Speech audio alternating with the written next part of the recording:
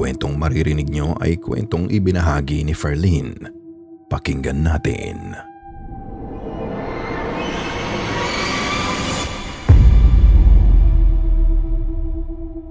Ako nga pala si Ferlyn.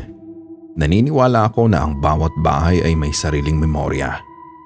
Ang mga pader ay sumisipsip ng bawat tawa, bawat sigaw, at bawat patak ng luhang dumadaloy sa loob nito.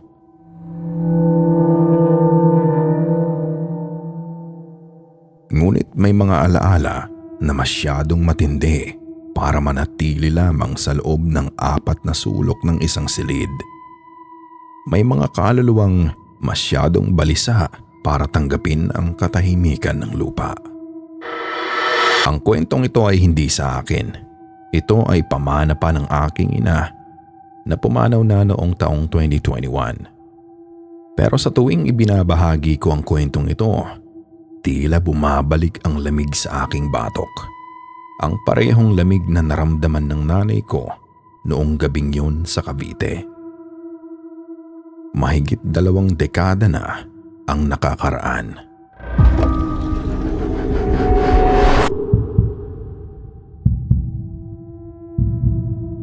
Noong huling bahagi ng 1990s, ang aming maliit na barangay sa Cavite ay hindi pa tulad ng maingay at sementadong syudad na kilala natin ngayon. Ang mga kalsada noon ay makikitid pa, napapalibutan ng matatayog na puno ng mangga at mga kawayan na tila bumubulong kapag humahampas ang hangin sa madaling araw. At ang tanging liwanag sa gabi ay mula sa mga mangilan-ngilang poste ng ilaw na madalas pang kumukurap-kurap. Sa kanto ng aming kalsada, nakatayo ang isang malaking grocery store. Hindi ito ang modernong convenience store na may aircon at maliwanag na neon lights. Isa itong pinalaking sari-sari store na gawa sa matigas na kahoy at semento. Puno ng mga delata, sako ng bigas, at ang amoy ng pinaghalong sabon at tuyo. Doon nakilala ni Mama si Elena. Hindi niya tunay na pangalan. Si Elena ay ang may-ari ng tindahan na yon. Isang babaeng may maamong mukha, ngunit laging may bahid ng pagod sa kanyang mga mata.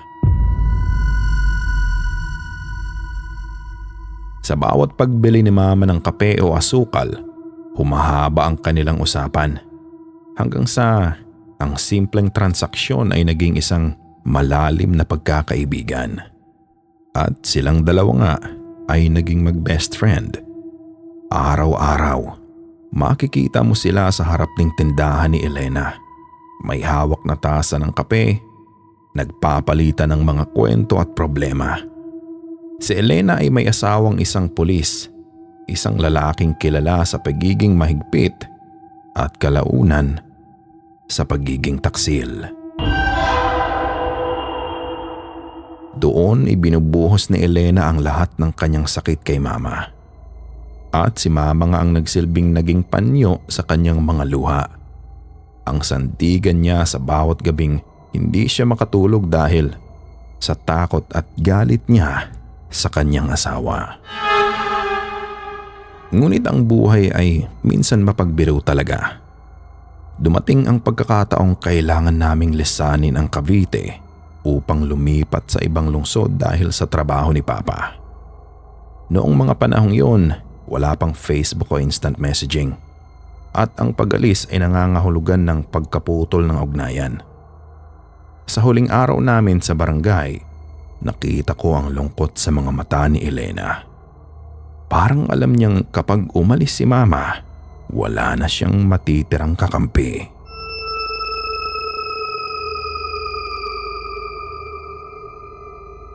At lumipas nga ang mga buwan, naging abala si Mama sa bago naming bahay. Ngunit paminsan-minsan ay nababanggit pa rin niya si Elena. Kamusta na kaya siya? Tanong niya habang nagtitimpla ng kape. Sana ay maayos na sila ng asawa niya. Ito ang mga palagiang nasasambit ni Mama. Isang gabi, Habang ang pamilya ay nakatutok sa telebisyon para sa gabi-gabing balita, biglang natahimik ang paligid. Ang news anchor ay nag-uulat tungkol sa isang madugong trahedya sa Cavite. Isang grocery store owner ang bumaril at pumatay sa kanyang asawang pulis habang ito ay natutulog. At matapos ang karumal-dumal na krimen, kinitil din ng babae ang sarili niyang buhay. Hindi makagalaw si Mama. Ang hawak niyang baso ay nanginginig. Sa screen ng TV, ipinakita ang pamilyar na kalsada, ang pamilyar na grocery store, at ang litrato ni Elena.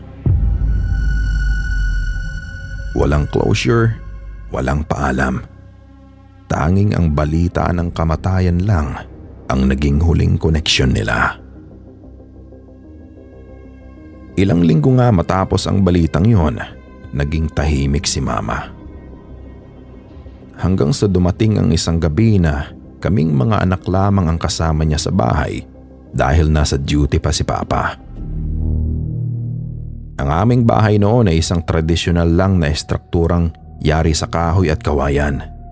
Ang second floor kung saan kami natutulog ay may sahig na gawa sa mga pinatuyong kawayan.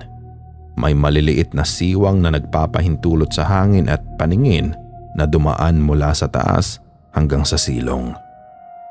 Nakatulog si Mama ng mahimbing, ngunit sa gitna ng gabi, nagkaroon siya ng isang panaginip na tila mas totoo pa sa gising na mundo. Ang panaginip na iyon ay kinuwento sa amin ni Mama. Sa kanyang panaginip, naglalakad daw siya sa isang lumang kalsada sa Cavite. Ang paligid ay balot ng makapal na hamog at ang tanging liwanag ay ang malamlam na sikat ng buwan na tumatagos sa mga dahon ng puno. Sa kanyang tabi, may isang aninong naglalakad. Lumingon si Mama at yun si Elena. Suot ni Elena ang paborito niyang duster, ngunit ang kanyang balat ay tila kulay abo at ang kanyang mga mata ay walang buhay. Tahimik silang naglalakad ng magkasabay. Ngunit habang tumatagal, napapansin ni Mama na lumalampas na sila sa pamilyar na daan. "Elena!" tawag ni Mama. Ang boses niya ay nanginginig sa loob ng panaginip. "Bakit dito tayo dadaan? Hindi ba sa kabilang kanto ang bahay mo?" Huminto si Elena. At dahan-dahan, sa paraang tila bawat boto sa kanyang leeg ay lumalagotok, lumingon siya kay Mama.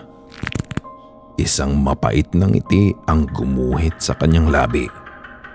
Ngunit ang kanyang mga mata ay nananatiling nakatitig ng diretso. "Patay na ako, Mare," bulong nito. Ang boses ay tila galing pa sa ilalim ng lupa. "Hinahanap lang kita." Sa mga sandaling yun din ay biglang nagising si Mama. Napabalikwas siya, hingal na hingal at ang kanyang dibdib ay kumakalabog sa lakas ng tibok ng puso niya. Ang buong bahay ay madilim pa ng mga oras na iyon at ang tanging mahinang ugong lang ng electric fan ang maririnig. Pinunasan ni Mama ang kanyang malamig na pawis sa kanyang noo.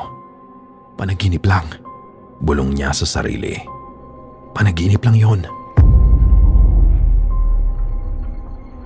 Sinubukan niyang kumalma at tumingin siya sa amin na kanyang kasabay matulog, kaming kanyang mga anak, na nakita niyang mahimbing pa na natutulog sa tabi niya. Ngunit may isang pakiramdam na hindi siya iniwan. Ang pakiramdam na may nakatingin sa kanya. Isang mabigat na presensya na tila nakamasid mula sa kung saan. Dahil nga sa takot at kaba, nakaramdam siya ng tawag ng kalikasan, at kinakailangan niyang bumaba para magbanyo. Ngunit bago siya tumayo, ang kanyang paningin ay kusang bumaba sa sahig. At doon sa mga siwang ng kawayan kung saan makikita ang dilim ng unang palapag, may nakita siyang kulay puti.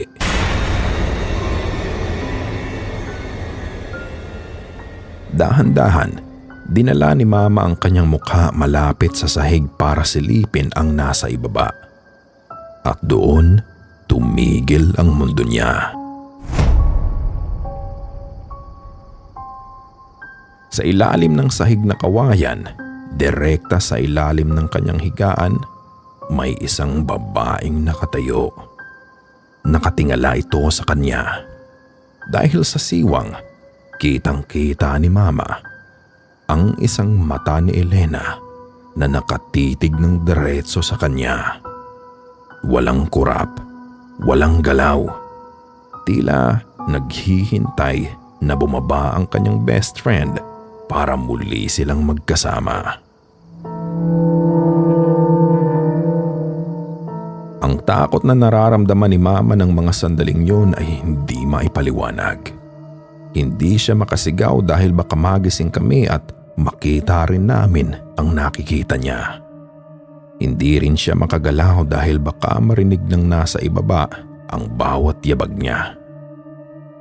Sa sobrang desperasyon at takot na bumaba, ginawa ni Mama ang tanging bagay na naisip niya. Kumuha siya ng bakanteng tasa ng kape sa tabi ng higaan at doon na lang umihi. Hindi siya bumaba hanggang sa sumikat ang araw.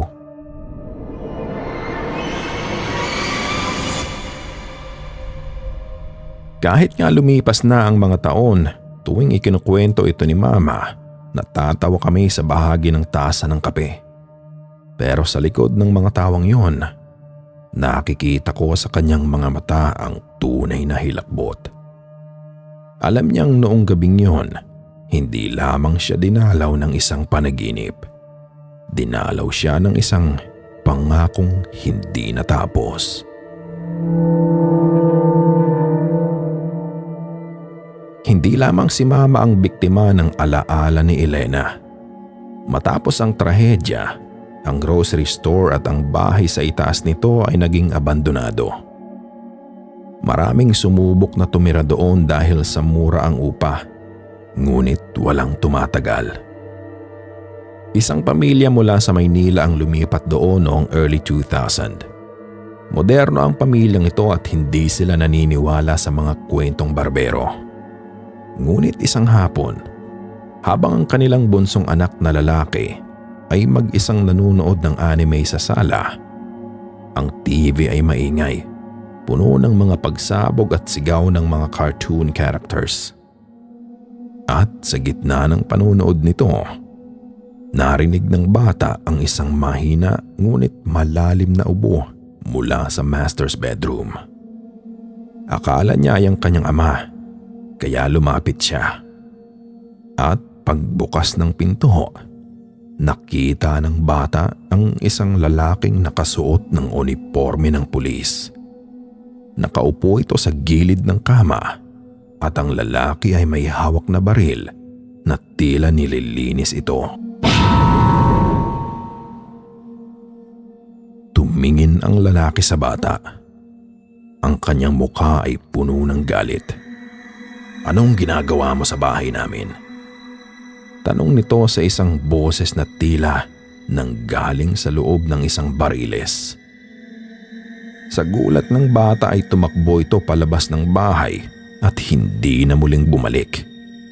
Isang linggo lang ang pamilyang iyon doon sa tahanan at iniwan na nga nila ang kanilang mga gamit at hindi na kailanman muling nagpakita.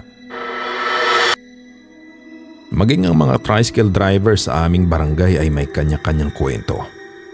May isang driver na 3:00 ng madaling araw ay dumaan sa tapat ng abandonadong tindahan. Nakita niya ang isang babaeng nakaduster, kumakaway sa tabi ng kalsada na tila pumapara. "Saan po sila, ma'am?" tanong ng driver habang iniikot ang tricycle para balikan ng pasahero. Ngunit paghinto niya sa mismong tapat ng gate, wala na ang babae. Ang tanging naroon lang ay ang kalawangin na rehas at ang amoy ng luma at bulok na kahoy. Lumipas ang maraming taon at pumanaw na si Mama noong 2021 dahil na rin sa katandaan. Sa huling gabi ng kanyang burol, habang kakaunti na lang ang mga nakikirami sa punerarya, may isang matandang babaeng dumating. Hindi siya pamilyar sa aming magkakapatid. Nakasuot siya ng kupas na duster, yung tipong uso noong dekada 90. At may dala siyang maliit na supot ng tinapay. Akala namin ay isa lang siya sa mga dating kapitbahay ni Mama sa Cavite na nakabalita. Naupo siya sa dulo, hindi umiiyak at nakatitig lang sa taol. Nang malapit na ang hating gabi, nilapitan ko siya para alokin ng kape. Ngunit bago pa ako makapagsalita, ay tumayo siya at hinawakan ako sa kamay para magpaalam. Ang balat nito ay tila tuyong-tuyo at halos kasing lamig ng bakal. Sabi ko sa kanya noon, hindi ko siya titigilan hanggat hindi ko siya nahahanap. Bulong ng matanda. At ang boses nito ay parang gasgas na plaka. Bago ko pa maitanong ang pangalan niya, tumalikod na siya at lumabas sa pinto. Pero paglabas ko sa kalsada, wala na ang matanda. Ang tanging naroon ay ang amoy ng kape at ang malamig na hangin ng madaling araw.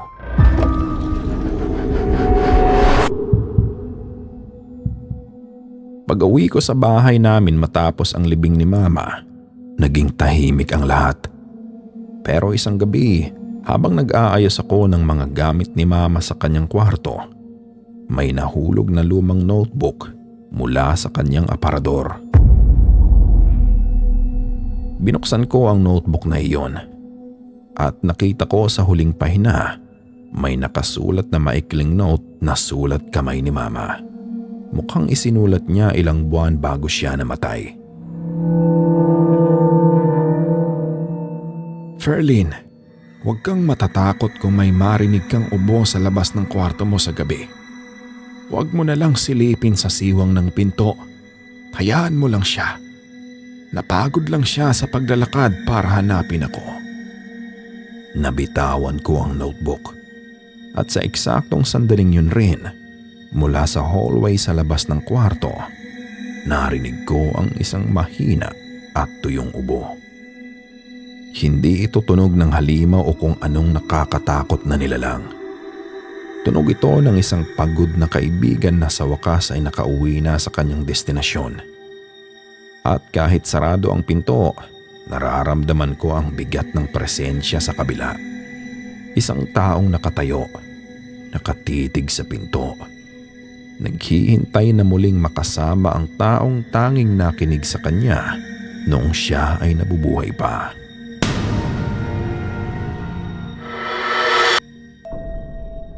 Minsan, ang pinakatotoong katatakutan ay hindi ang kamatayan mismo, kundi ang katotohanan na may mga pangakong kahit ang hukay ay hindi kayang pigilan. Hanggang ngayon kapag sumasapit ang 3:00 ng madaling araw, hindi na ako tumitingin sa mga siwang sa sahig o kahit sa siwang ng pinto dahil alam kong may nakatingin din pabalik sa akin. At sa pagkakataong ito, hindi na siya nagtatago. At dahil nga doon ay hindi ko maiwasang isipin ang huling sinabi ni Elena sa panaginip ng mama ko. Patay na ako. Hinahanap lang kita. Hanggang dito na lang at maraming salamat sa pakikinig. Sana ay nag-enjoy at kinilabutan rin kayo. Hanggang sa muli, Ferlyn.